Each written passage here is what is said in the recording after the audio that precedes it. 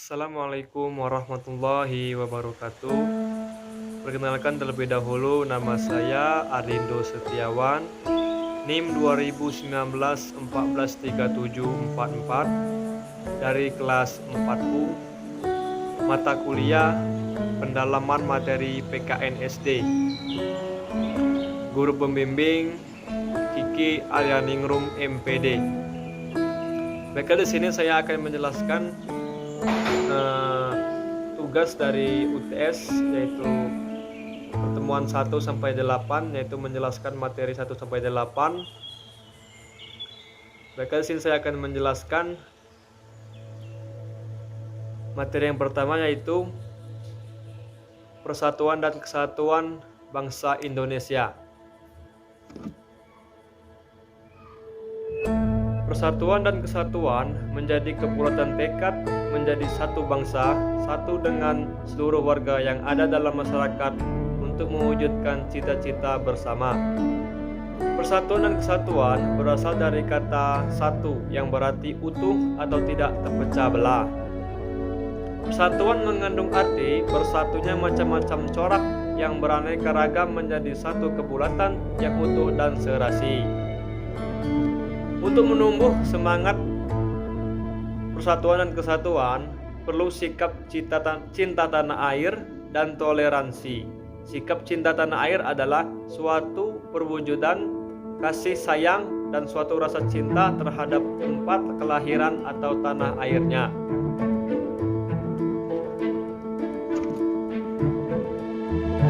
Dan arti penting persatuan dan kesatuan bagi bangsa Indonesia. Arti penting persatuan dan kesatuan bagi pembangunan bangsa adalah untuk menghindari konflik serta perpecahan antara golongan masyarakat. Hal ini dikarenakan Indonesia terdiri dari berbagai macam suku bangsa, bahasa, dan adat istiadat kebudayaan. Dan materi selanjutnya yaitu revitalisasi gotong royong. Sejarah gotong royong. Seng ing pamrih rami inggap imgawi merupakan peribahasa dalam bahasa Jawa yang mengisyaratkan kebersamaan dalam menyelesaikan pekerjaan yang harus dipikul bersama. Masyarakat memiliki kesadaran yang tinggi untuk bersama-sama melakukan kegiatan yang menyangkut hajat hidup orang banyak. Begitu ada informasi, ada pekerjaan yang harus diselesaikan secara bersama-sama yang menyangkut kepentingan masyarakat. Warga berbondong-bondong untuk membantu dan mengerjakannya secara bergotong royong, tanpa pamrih atau tidak mengharapkan imbalan jasa dari apa yang mereka lakukan tersebut. Kehidupan masyarakat desa di Jawa, gotong royong merupakan suatu pengarahan tenaga tambahan dari luar kalangan keluarga untuk mengisi kekurangan tenaga pada masa-masa sibuk dalam lingkaran aktivitas produksi bercocok tanam di sawah. Untuk keperluan itu, dengan adat sopan santun yang sudah tetap, seorang petani meminta beberapa orang lain sedesanya, misalnya untuk membantunya dalam mempersiapkan sawahnya untuk masa penanaman yang baru, memperbaiki saluran-saluran air dan pematang dan mencangkul, membajak, menggarau, dan sebagainya. Gotong royong sebagai jati diri bangsa.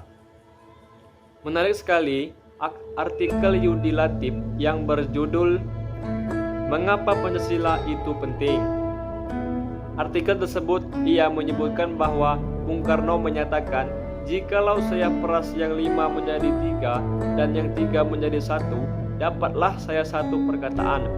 Gotong royong negara Indonesia yang kita dirikan haruslah negara gotong royong. Kata lain, dasar dari semua sila Pancasila adalah gotong royong. Maknanya adalah prinsip ketuhanannya harus bergotong royong. Ketuhanan yang berkebudayaan yang lapang dan toleran, termasuk dalam membina toleransi antar umat beragama. bukan ketuhanan yang saling menyerang, mengucilkan antar agama dan kepercayaan yang plural di Indonesia. Prinsip internasionalisme harus berjiwa gotong royong yang berkemanusiaan dan berkeadilan, bukan internasionalisme yang menjadi eksploitatif. Prinsip kejiwaannya harus berjiwa gotong royong, mampu mengembangkan persatuan dari aneka perbedaan, Bhinneka Tunggal Ika.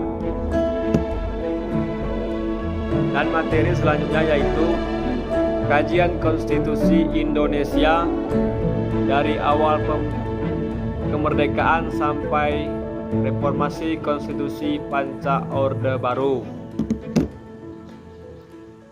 Adapun pengertian dan konsep dasar konstitusi, istilah dalam bahasa Inggris constitutions atau dalam bahasa Belanda constituties, secara harfiah sering diterjemahkan dalam bahasa Indonesia Undang-Undang Dasar. Permasalahannya, penggunaan istilah Undang-Undang Dasar adalah bahwa kita tanggung membayangkan suatu musuh tertulis, padahal istilah constitution bagi banyak sejumlah ilmu politik merupakan suatu yang lebih luas, yaitu keseluruhan peraturan-peraturan baik yang tertulis maupun yang tidak tertulis yang mengatur secara mengikat cara-cara bagaimana suatu pemerintahan diselenggarakan dalam suatu masyarakat. Kata konstitusi dapat mempunyai arti lebih luas daripada pengertian undang-undang dasar, karena pengertian undang-undang dasar hanya meliputi naskah tertulis saja, dan di samping itu masih terdapat konstitusi yang tidak tertulis yang tidak tercakup dalam undang-undang dasar. Ditinjau dari segi kekuasaan, maka undang-undang dasar dapat dipandang sebagai lembaga atau kumpulan asas-asas yang menetapkan bagaimana kekuasaan itu dibagi antara beberapa lembaga kenegaraan. Mengacu konsep teori politik kekuasaan dibagi antara badan eksekutif, legislatif, dan yudikatif. Konstitusi yang pernah digunakan di Indonesia. Suatu undang-undang dasar jika tidak memerintah konstelasi politik atau tidak memenuhi harapan aspirasi rakyat dapat dibatalkan dan diganti dengan undang-undang dasar baru. Misalnya di Prancis sesudah dibebaskan dari kependudukan tentara Jerman, dianggap perlu mengadakan undang-undang dasar baru yang mencerminkan lahirnya negara Prancis baru. Hal ini juga terjadi di Indonesia menurut Miriam Budiarjo. Setiap undang-undang dasar memuat ketentuan-ketentuan mengenai soal-soal sebagai berikut. Organisasi negara, misalnya pembagian kekuasaan antara badan legislatif, eksekutif, dan yudikatif. Dalam negara federal, pembagian kekuasaan antara pemerintah federal dengan pemerintah negara bagian, prosedur penyelesaian masalah pelanggaran yudikatif oleh salah satu badan pemerintah dan sebagainya. Yang kedua, hak-hak asasi manusia, prosedur mengubah undang-undang dasar, ada kalanya memuat larangan untuk mengubah sifat tertentu dari undang-undang dasar. Hal ini untuk menghindari kembangnya kembali hal-hal yang baru saja diatasi.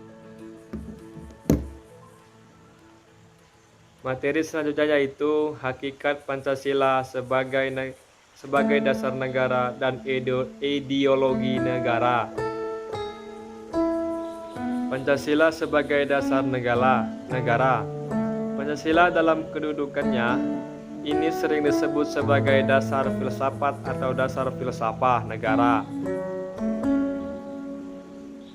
Ideologi negara atau stasis dalam pengertian ini, Pancasila merupakan dasar nilai serta untuk mengatur pemerintahan negara atau dengan kata lain perkataan konsekuensinya seluruh pelaksana dan penyelenggara negara terutama segala peraturan perundang-undangan termasuk proses reformasi dalam segala bidang dewasa ini dijabarkan dan didefinisikan dari nilai-nilai Pancasila.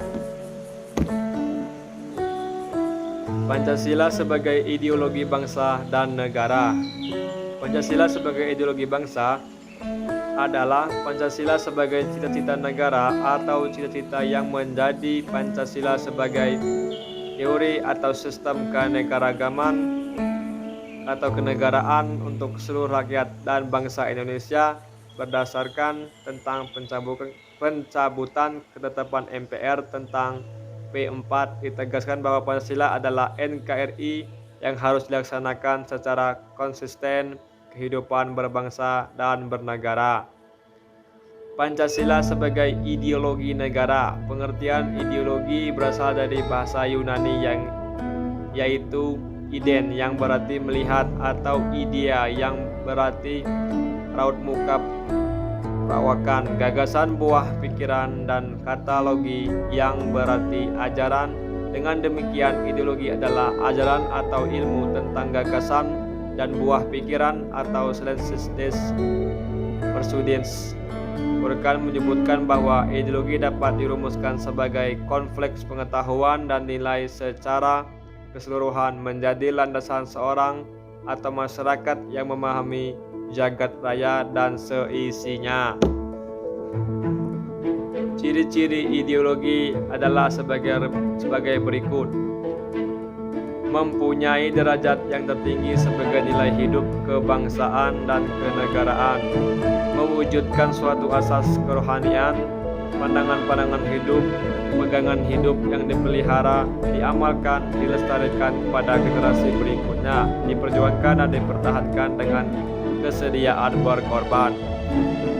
Fungsi ideologi menurut pakar di bidangnya sebagai sarana untuk memformulasikan dan mengisi kehidupan manusia secara individual, sebagai jembatan penggeseran kendali kekuasaan dari generasi tua ke generasi muda, sebagai kekuatan yang mampu memberi semangat dan motivasi individu, masyarakat, dan bangsa untuk menjalani kehidupan dalam mencapai tujuan. Adapun sebagai suatu sistem pemikiran terbuka, ciri-ciri ideologi terbuka dan ideologi tertutup adalah: ideologi terbuka merupakan cita-cita yang sudah hidup dalam masyarakat, berupa nilai-nilai dan cita-cita yang berasal dari dalam masyarakat itu sendiri, hasil musyawarah dan konsensus masyarakat, bersifat dinamis dan reformasi. Ideologi tertutup bukan merupakan cita-cita yang sudah hidup dalam masyarakat, bukan berupa nilai dan cita-cita, kepercayaan dan kesetiaan ideologi yang kaku, terdiri dari tuntunan konkret dan operasional yang diajukan secara mutlak. Adapun nilai-nilai yang terkandung dalam ideologi Pancasila sebagai ideologi terbuka. Yang pertama itu nilai dasar, yaitu hakikat 5 sila Pancasila, nilai instrumental yang merupakan arahan kebijakan, strategi, sasaran, serta lembaga pelaksanaannya. Nilai praktis, yaitu merupakan realisasi nilai-nilai instrumental dalam suatu realisasi pengalaman yang bersifat nyata dalam kehidupan sehari-hari dalam masyarakat berbangsa dan bernegara. Baiklah, mungkin hanya itu penjelasan dari saya materi 1-8 dengan tugas UTS membuat video dan menjelaskan materi 1-8. Mungkin hanya itu saja penjelasan dari saya. Jika ada kekurangan, saya mohon maaf. Pada Allah saya mohon ampun. Saya akhiri. Assalamualaikum warahmatullahi wabarakatuh.